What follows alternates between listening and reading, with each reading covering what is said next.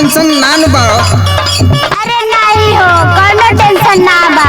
एगो टेंशन बा तो तोहरा से ना बनी हो बाबू। अरे तो भौजी एक बार बतानू, सब टेंशन उन सब दूर हो जाई। अतना जिद कर तारा तो सुना। सुनाओ।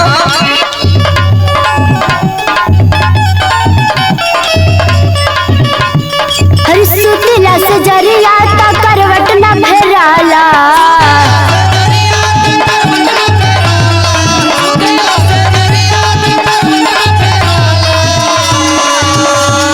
सुतिला से जरिया ता करवट न फेराला।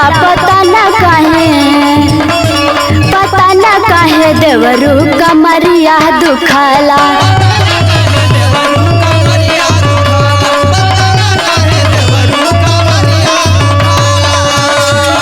अच्छा तो इतने बात बानू।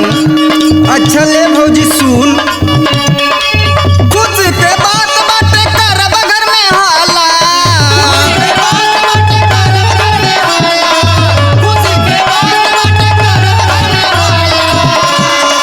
लगत आई हमरे घरवा में लाला, तब ना भौजी हो, तब ना भौजी तोहर कमरिया दुखाला।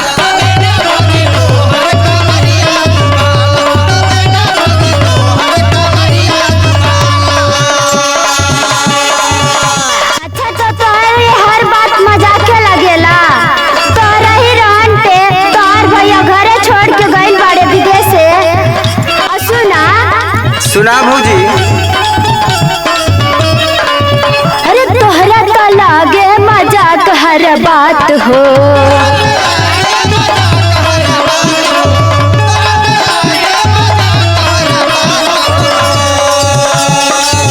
लगत निकल जाई देहिया से जान हो।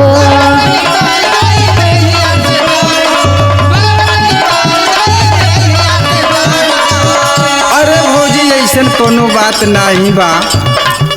अरे हम तो जतन तोहरा से मजाक करत हई। तनी सुन। अरे कहा ना। काला पे काहे भौजी जालू गुसियाई।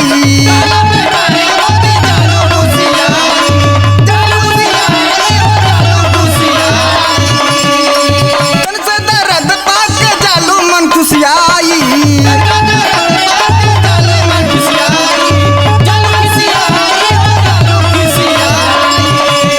तनी सा दर्द तोरे बर्दाश्त में ना होला ए भौजी। काम करे के खिसियाल दिखतानी। सुना। सुनबा। अरे हम ना बनाइब खाना, तू ही बनाला।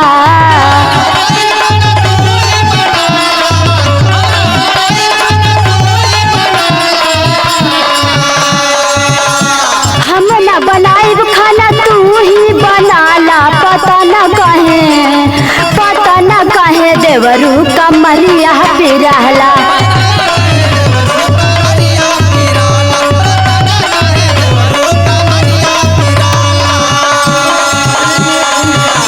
अरे कुछ नहीं कैले देवरू राजा हमरे सेज पे।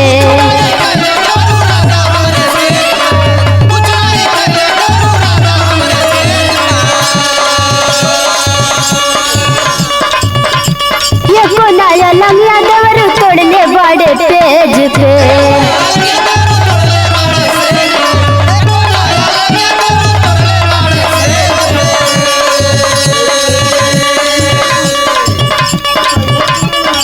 कौन भरतिया के खैलू भौजी खाई का।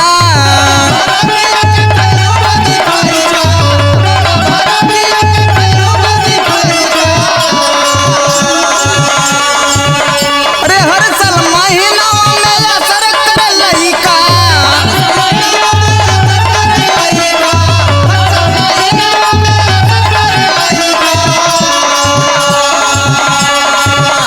हर सहल सहात नइखे अंदर से दुखाला।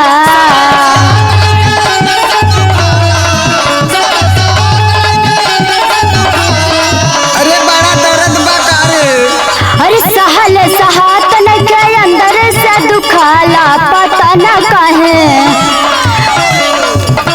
पता न काहे देवरू कमरिया दुखाला।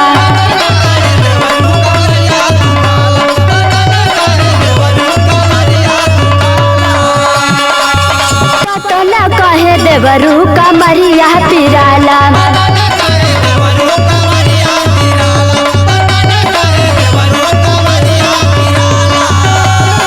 कबना भौजी ऐसे कमरिया दुखाला, कबना भौजी ऐसे कमरिया दुखाला।